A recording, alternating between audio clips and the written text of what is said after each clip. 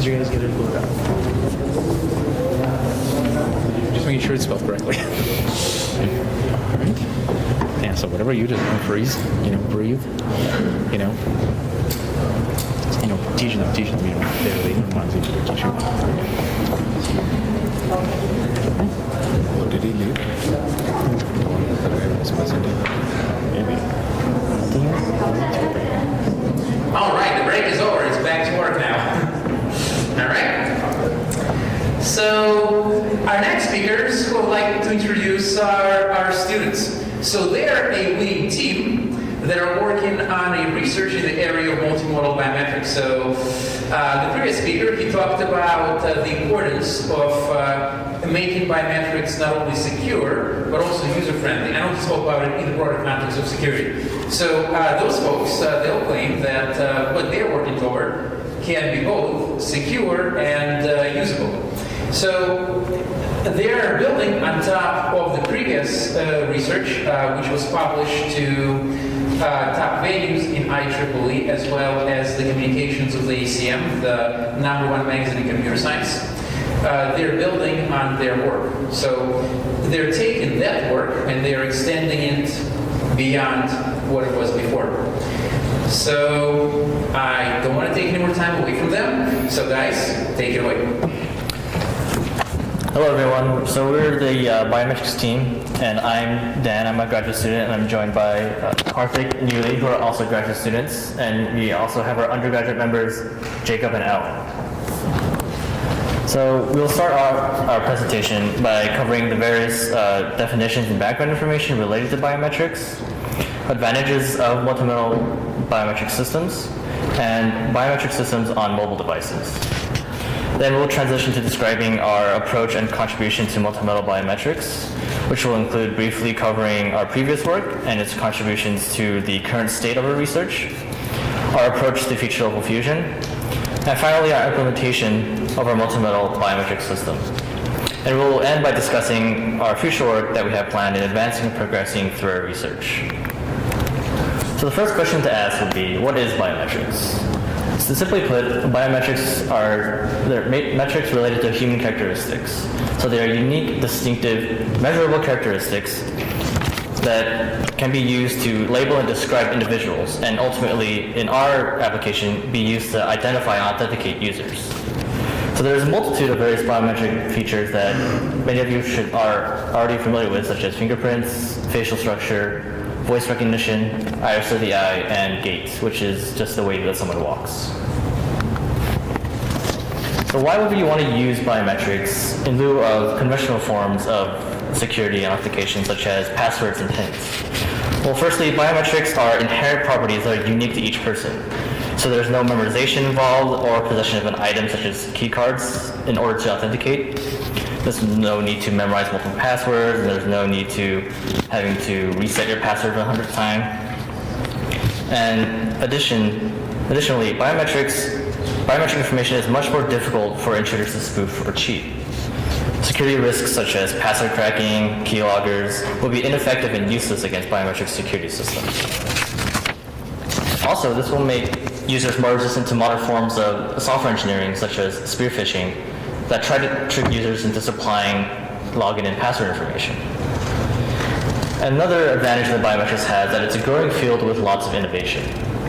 In the beginning, biometric security systems were reserved for high-profile sectors and positions, such as ones in the military.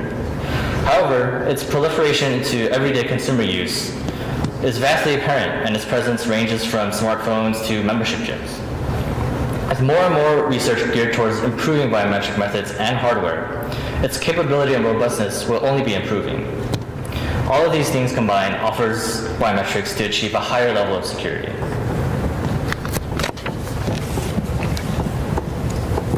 Good afternoon, guys. Myself, Karthik. Basically, a biometric system is a pattern recognition system where we extract the features from them and then look for it in the database to authenticate a user. So when it comes to biometric systems, there are certain types. One is the unimodal, another one is the multimodal. So a unimodal is nothing but a biometric system with just one mode. It identifies people based on a single biometric trait. That's either fingerprint or face or iris or through the voice. So even though it adds an extended layer of security to the existing systems, it comes with a few limitations. The first thing is the noise and sense data, which means you have imperfect acquisition conditions. The captured biometric trail might be noisy or distorted, because of poor lighting conditions and the skewed camera angles and stuff like that. And the second one is non-universality. So although biometric trails are expected to exist among all the individuals, there are some exceptions. So for example, a pathological condition of an eye might not be acquired in a working environment characterized by manual activities. The fingerprint structure might even be disappeared. Another one is the upper bound on all these biometric systems, biometric identification accuracy. So in some cases there exists some kind of intra-class variations, which means biometric features belonging to a same individual vary substantially. Whereas no inter-class variation means biometric features of different individuals may appear quite similar. Suppose in case of a twin sister or twin brother, it is very difficult for a biometric system to authenticate such users. So finally, the most important thing is the spoof attack. So I'll get to this in a moment. Before that, let me talk about some of the biometrics on mobile devices. Back in 1998, Siemens was the first Australian company which introduced fingerprints on mobile devices. So this kind of created a trend, authentication, like using a fingerprint technology on mobile phones. Toshiba, back later in 2011, came up with the Toshiba Portage 5G500 phone, which also included fingerprint technology. And then it was the Motorola 8X 4G. It was the first Android smartphone which built a fingerprint technology. Actually, in 2015, they built its first Apple fingerprint version, which is called Touch ID, followed by Samsung S5 with a similar fingerprint technology. Interestingly, Fujitsu was it's a company which introduced an iris recognition system, a form which allows users to authenticate based on their iris scan. Along with these inventions, there also comes certain limitations. Obviously, these kind of technology are being targeted by a number of hackers.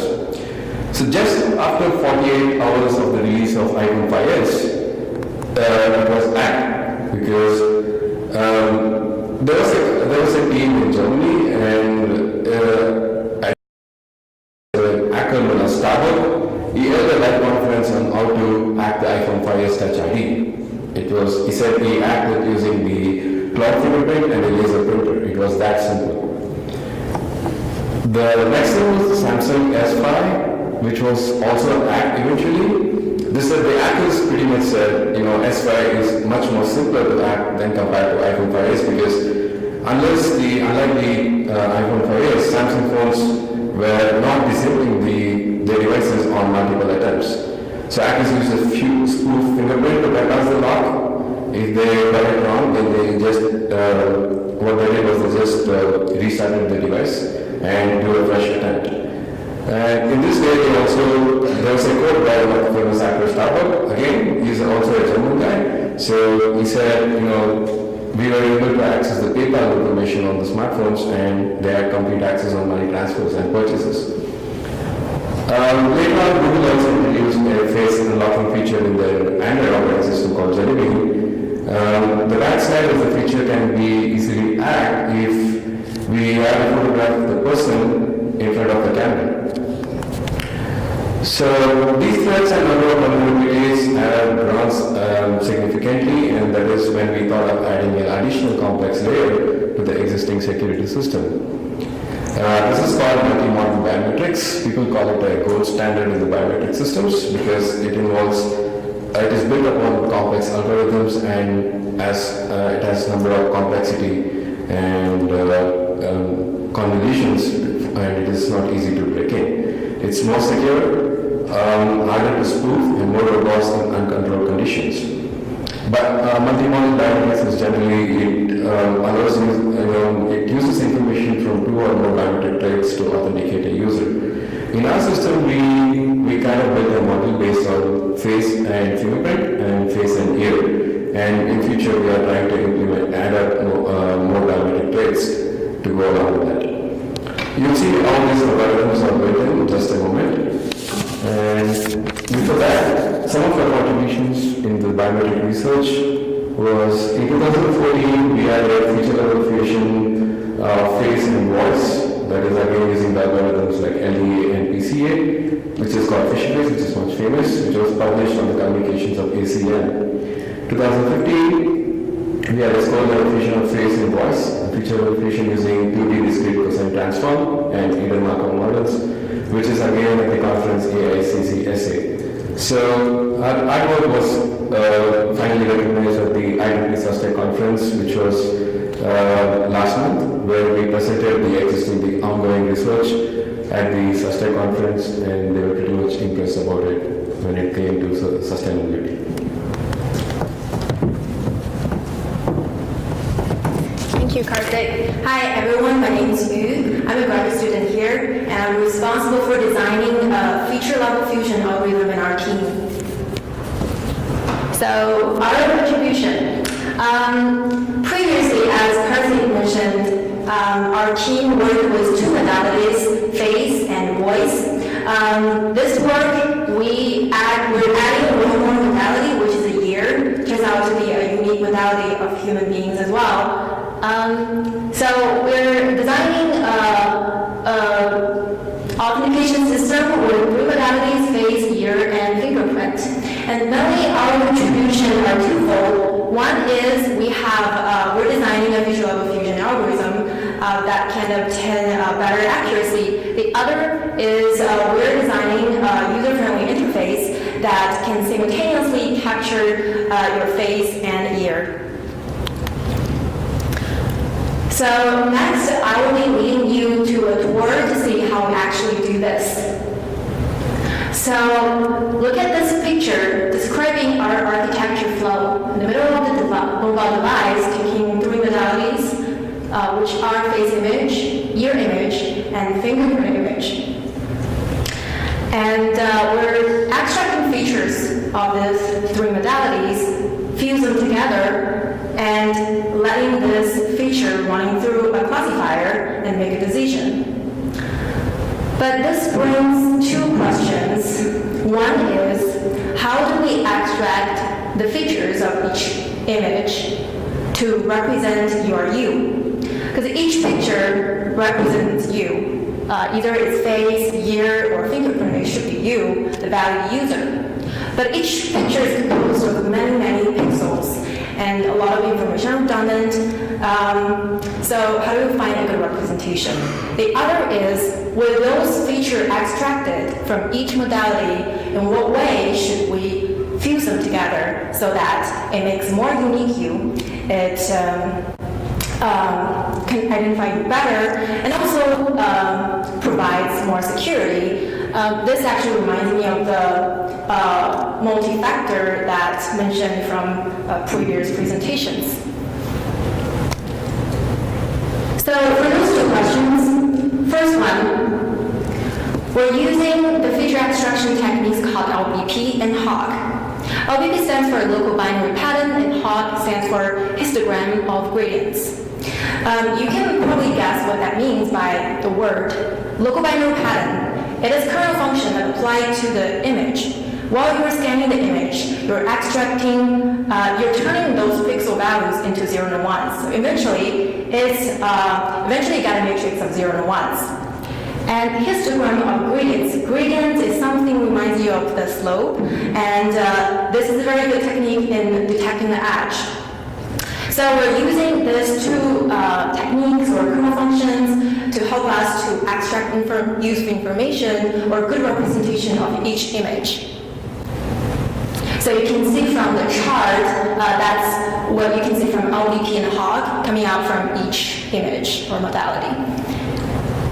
And then we do a flat fusion, which we combine all the features we extracted, forming a very, very, very large factor to represent you. That intuitively increases the uniqueness of you and increases security. And then After the concatenation, we will run through the rainforest or support back machine. SVM and rainforest are very robust classifiers and very popular. They have a lot of proven success. And institution were actually doing binary classification, which is either this is a person or not, a simple 0 and 1 classification. Now I'll talk about how our experiments are setting and what our procedures are and what the results, preliminary results. So the experiment is done through MATLAB. Since we're only prototyping, we just want to verify our algorithm. So experiment setting looks like this. We have two databases to work with. The first one is our own database. So Dr. Goffman, his Biometrics team actually created this CSUF S5-face database, I think last year. And then we found this public fingerprint dataset online, Rural Indian Fingerprint. Those are the links for that public dataset. And the data we're actually using in our experiments are subsets from those databases. So we chose 27 subjects from those two databases, and each subject has 10 face images and 10 fingerprint images. And we're going to do experiments just by face itself, just by fingerprint itself, and like fuse them. We're doing only one valid user, and the rest are posters. Training validation petition 0.3, that means we're using 70% of the data to train and the rest 30% for validation. The procedure is basically describing what the previous architecture is.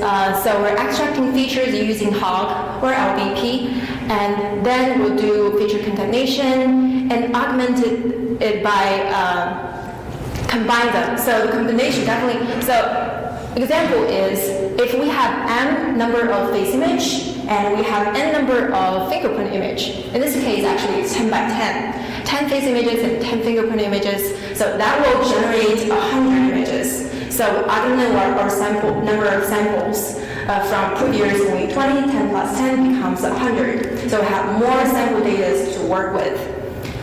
And we use SVM and RF to classify. And that's our preliminary results. On the left-hand side is the unimodel, and you can see the face and the fingerprint. We have 4 types of experiments that we're running.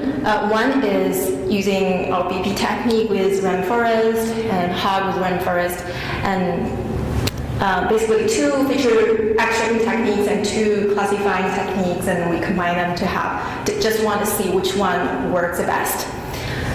And then we have multimodal on the right-hand side. We present the error rate and the true positive. So it turns out WiMAX really did a terrible job in identifying the true valid user, because the true positive is only 0. No matter which combination we're using, the true positive are all 0. So which means they're rejecting everybody. But these 3 models we can see have 0 error rate and 100% true positive. Of course, this is just preliminary results because we haven't really extended our experiments in other data sets. But I think it is sufficient to prove that multimodal does a much better job. Next is our member Jake will be presenting, because we're adding one more modality, ear, and he is currently working on ear detection, and he will do a demo for us. Thank you. Hello, my name is Jacob. I worked on the software engineering and design for our mobile devices as well as ear detection. For facial recognition and detection, that's easy code to find online. That's not a big deal. It's not a problem. But ear detection had to be created from scratch. So I used OpenCV with Python, and right now I'm using Java since Android Studio is what I'm using, and they use Java or C++ NDK, so I can use header files from C++ native language. I'm using hard cascades to detect the ear since those are pre-made, and I've also created an extraction feature that will, in addition with Dan, that will help us create the database so we can create our own cascades and make it stronger in the future as well. So the ear is underutilized, but it's right next to the face, which is something that we're already using for unimodel features. So right now we're creating a Android port, which I'm working on right now, and you'll crescent your phone across your face. As soon as your fingerprint is recognized by the device, it will access the camera, and it will detect your ear, vibrate on each ear, and let you know you're done. And as you go across your face, it's also grabbing your face as well. So I have a demonstration here, and it will show you what it's like. Dr. Goff, if you could press play on this one. Or after I talk about this, sorry. This is the Android device. These are screenshots I got from Android. I do have it on my phone if anyone wants to look at it after.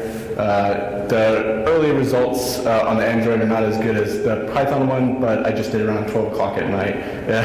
So I'm about to finish up, and we should have the same results soon. And then this is the example of what the run is. Do you press play? No. It should be on there. Yeah. Yeah. QuickTime not available. Maybe it's not available. Can you try to? Try the play button at the bottom.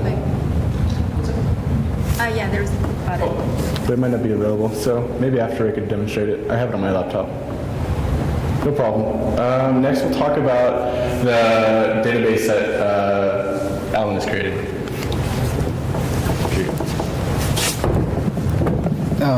To create this database, we'll be using several hardwares. We'll be using the Samsung Galaxy S7 to get the faces, and the Futuronic fingerprint reader to capture the fingerprint.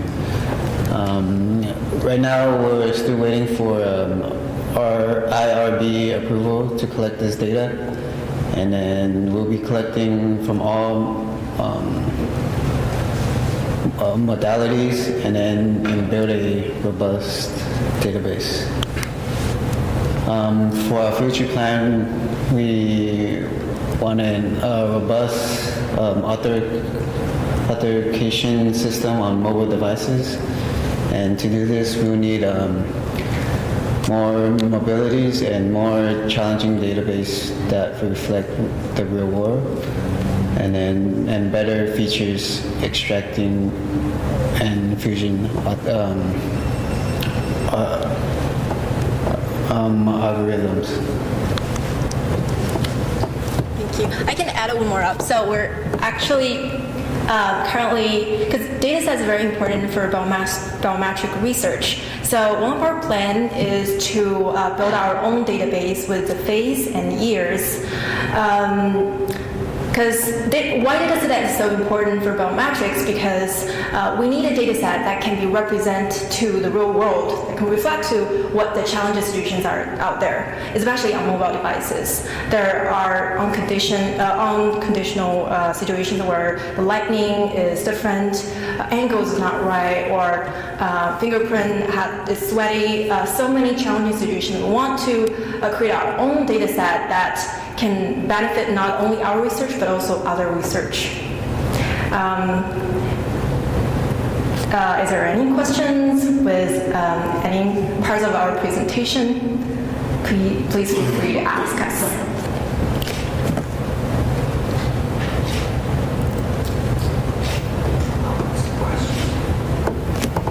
I really like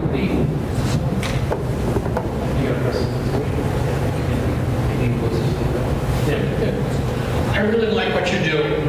Congratulations. One of the things that we do in business side is to have the red and blue teams. Are you familiar with that term? Not really. I'm more machine learning type of person, but Red and blue team, like the blue team will go and design something and the red team goes in and breaks it. So have you done any type of research to see how easy it is to break what you have done? Because I like what you're doing, but I think even though I haven't heard about that term, but I think what we're trying to do is, so in our team, I will take the initiative to design the algorithm, and we have Karthik, who's also kind of validate my test, my algorithm by running it through other platform or having other data sets that we access from. Like, we have currently working with a database we have, the face database collected from the Samsung Galaxy 5, and we also download a few public data sets with people with makeups. So I think that's like one situation could be breaking into our system. What if people wear different makeup or trying to spoof or getting pictures from Facebook and trying to get access? I think it's really a good point that we should include more of that kind of tests in to make a robust system. But, to answer your question also, let me add some of the techniques we use to check if security is strong. With the universal biometric systems, it is easy to act like I showed, like, we have the Samsung phones and iPhone phones easily, and it's vulnerable. But the implementation of our system, it's not just adding a second layer of authentication to it, but we are also making it too complex. So some of the features from each biometric trait, we are making it some kind of a, like we say, like a neural network thing. So each feature is related to each feature in the face is related to some other feature in the fingerprint. So even if you say, like when the Samsung phones are easily vulnerable and people can break in easily, why is our system so strong? They can use the same techniques to break in, but the algorithm inside is making it more complex. It is linking all the features to, if you have one feature, it is linking it to the rest 1,000 features. So even if you say, I have a photograph of a person's face and I also photograph of a person's fingerprint, I use the same techniques to hack in, but it's really difficult because these are eternally complexly built. So each feature has some kind of a multiplication, a linear equation, and which makes the numbers pretty strong. So security is the main concern in this project. So we are building on that team. So yeah, so we are making it more complex and more robust, making sure all our security tests are done and nobody is able to easily access it. And we're planning to conduct more imposter tests as we build up our database. So for example, you would actually try to use a fake fingerprint, image of the person's face and ear, trying to get into the system. This is only preliminary work, so they're not yet into the stage where we're actually actively testing that. But there is some of this red teaming component that is implicit in the regular performance evaluation, as you're trying to differentiate between two similar-looking images. So there is something going on right now, but there's definitely going to be an explicit component where we would test it explicitly. Give it to me, I'll break it. So give it to me, I'll break it. Do we have any questions?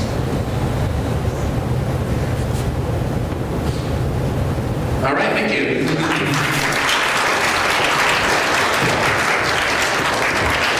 So, and our last but not least speaker is going to be the president of the famous in our school, Offensive Security Society, Cordova.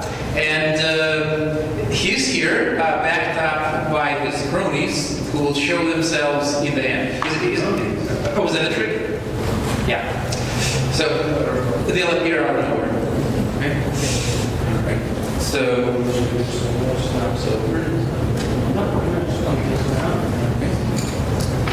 actually, probably we just would have done this one.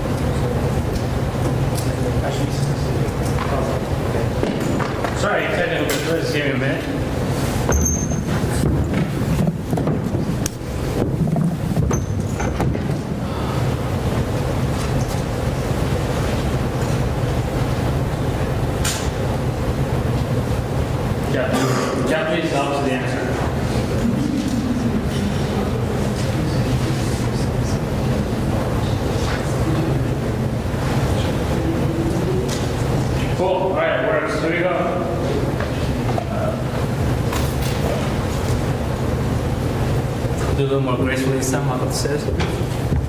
Hi, everybody. Some of you guys know me already, some of you guys don't, so I'm just going to start off by introducing myself. My name is Cordova, and I am the president of the Offensive Security Society. Let me just start off by telling you a little bit about who we are, because there seems from the presentations today, there may be slight misconceptions about who we are. So we stand for a technique called offensive security. We are a society that's built around the concept of offensive security, which I'll talk about in a bit. But I think a lot of people see us kind of like this. It's sort of like this, these people are just hacking, maybe people who are unknown to others. And kind of there's some mystique surrounding us, which I guess is fine from a branding perspective, but I just want to set the record straight. And so everyone really understands what we're going for here. We were founded back in 2014, not too long ago, but this was near the beginning of 2014. And we essentially were founded after an old organization that used to be on campus called CSUF Sec, so it stands for CSUF Security. And it was a small group of students who wanted to do security stuff, who found interest in encryption and stuff like that, and kind of took after Dr. Goffman and wanted to learn security topics. But unfortunately, some things happened. The organization fell through, and due to some complicated things, it never took off. So fast forward almost a year later, after a lot of drama and after a lot of drama, as you guys hear me out loudly, after a lot of drama and a lot of problems, essentially my best friend at the time, who I'll talk about briefly later, Chris Garcia, approached me and a small group of other students and said, let's try to do this again, and this time let's do it right, and hence OSS. So we focus on we have a very clear mission. And this took us a little while to kind of very clearly define. It's pretty straightforward. It's kind of in our name. To take an offensive approach to cybersecurity. It's not complicated, it's pretty straightforward. But with that being said, it's sort of the deliverance. It's to cultivate an adversarial mindset. And this is very clearly, to me anyways, it's very clearly necessary in order to approach offensive security the correct way.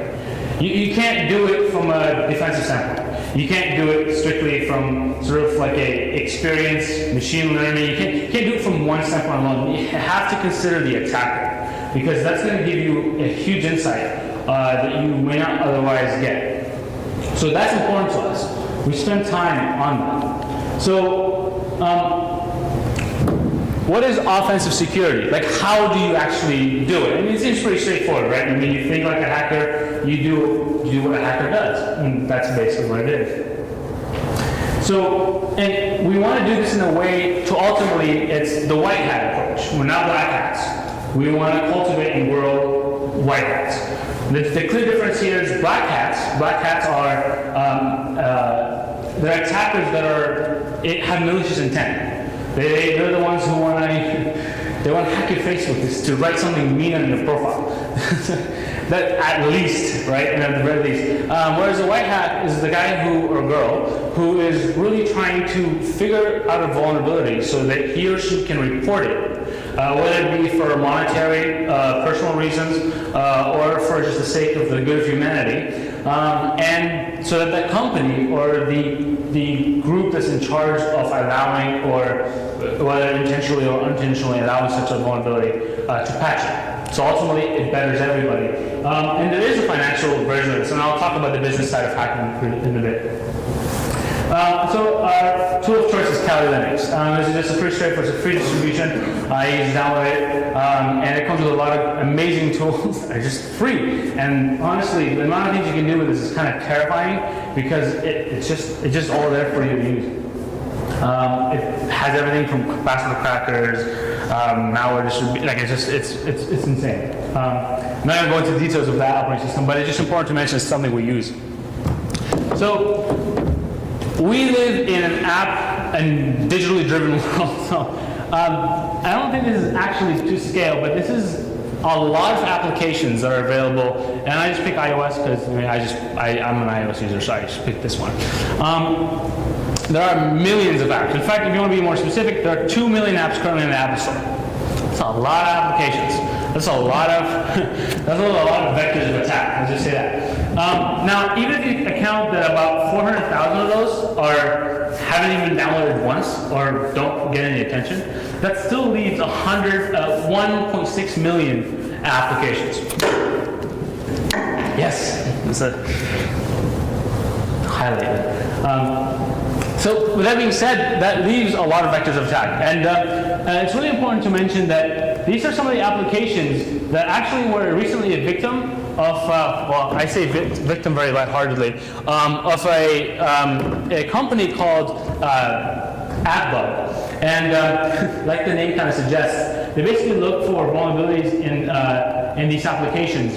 Now, not these ones specifically, they picked the top 100. Their criteria was pretty simple. They said, I want to take an application that's been in the top 100 most downloaded apps in the App Store, and I want to take the apps that have over 1 million downloads, and they have to have a 4 or 5 star rating, which meant a lot of people used it, a lot of people liked it, and to some degree trusted them. Out of those applications were some of these, and all these had huge security problems, and they exploited only one in particular: brute force password attempts. Believe it or not, those of you who used to use Slack, yeah, at one point Slack was not as awesome as it is now, maybe still isn't. Out of these applications that were reported, only 53 out of 100 that were chosen actually fixed their vulnerabilities within 30 days. To this day, there are still applications that were in that list that still have not fixed the vulnerability. Now, what's particularly terrifying here is, raise your hand if you have a mobile device that has apps on it. And how many of you guys trust the App Store? Or in this case, you go to the top, the top best, free downloadable apps, and you see this list, and you go, that looks cool, download. This looks cool, download. This looks cool, download. So you've downloaded, let's say, maybe like 5 of those 100 apps. So imagine if you're a typical user, which you probably are a typical user, and you've had 2 accounts, 3 accounts with some of these apps. There's a strong potential, a strong likelihood that you've either used a similar or equal password across these different devices. So if one of these apps is one of the ones that just so happen to have insecurity and vulnerability in it, now you've opened yourself a vector of attack on every single one of those applications, which, as you can see, kind of scales to the dangers of this. It's not a good thing. So with that being said, not everybody is really vulnerable regardless of the site. And I point this even to iCloud. In 2014, this is not too long ago, iCloud was basically, they were previous to the same exact attack, where hundreds of celebrity photos were leaked, and it was because of a similar attack. They were basically able to brute force in some method the password and be able to get into celebrity accounts. Now, then again, I know iCloud doesn't have the best reputation, but still, it's a pretty widely used service, and it touches the lives of millions of people. And that's what's scary. That's what is important to keep in mind, is that sometimes it's not about we always say, it's maybe much worse if, Target or a credit card company is hacked because it's my social security and my credit card, my financial data. Sure, but you have to remember, it ultimately comes down to how many people it touches. So consider the fact that there are over 2 million applications, and each of those applications on the App Store have well over thousands of downloads. So the likelihood that you have been exposed to this attack is great. Do you guys like that? Does that sound like a good deal to you? Probably not, right? I mean, if Apple had like hey guys, just a FYI, this application is insecure, would you still download it? Probably not. That's probably why they don't have one, right? So security is everyone's job. So it's not just, it's not just have to blame the company. You gotta go, okay, the company's not including a security feature that, prevents me from brute forcing this. It's always the company's job. Well, it's also you. I mean, it's just as much your responsibility to protect yourself as the company's. And that's because, once the damage has been done, it doesn't help to point fingers. It doesn't help to say, it's your fault that my identity was stolen. Now, I mean, sure, there's legal things you can do, but I mean, your identity's been stolen. And that's a pretty big deal. Now, of course, I keep saying identity is stolen because I think it's the one that delivers the biggest impact. But, the likelihood you maybe get, identity stolen because you're playing Angry Birds is pretty low, but I mean, it's still a possibility. We all gotta agree that is a possibility. So this is where bug bounties come into play. So companies are like, well, I can't spend 1,000 hours developing, per person, and like 100 people each spending 1,000 hours developing a small application that I'm trying to release to the App Store. So what I'll do is I'll, kind of like what Bill Gates did, he just rushed out Windows and then created updates, fixed bugs. It's not a terrible idea. You just gotta be fast. You just better hope that the people reporting your bugs and the people fixing your bugs are better than those who are trying to use them for malicious reasons. So the bug bounties. Almost every big corporation has one, and I mean just like the top 3 biggest corporations. So Google has a bug bounty program, that should come to no surprise to anybody, and they pay at minimal if it's like a minor bug, from $100 to $20,000. It's not bad, pretty good payday. And you got Windows, similar. They pay, we don't know what they bought, they didn't really post a bottom limit, but they've been known to pay to up to $125,000 for a particular bug.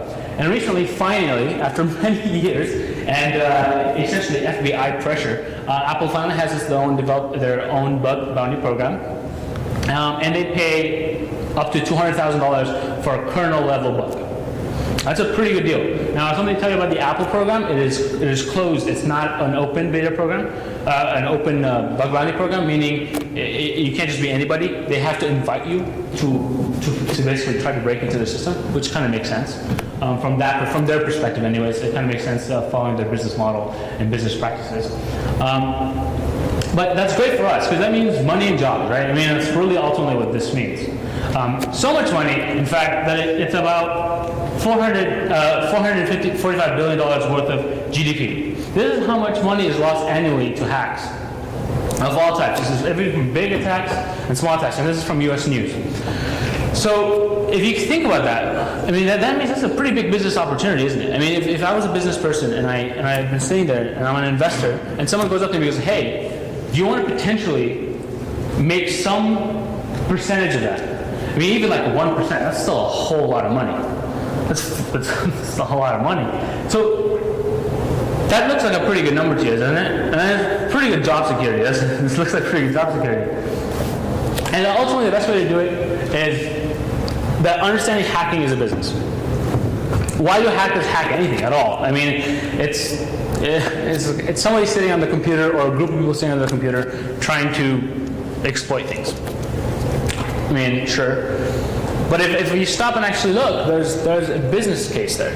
Whether it be bug bounties or malicious intent, if I'm trying to steal credentials and sell them, whether I'm trying to embarrass a company, there's some motivation that can be tied to some specific dollar amount.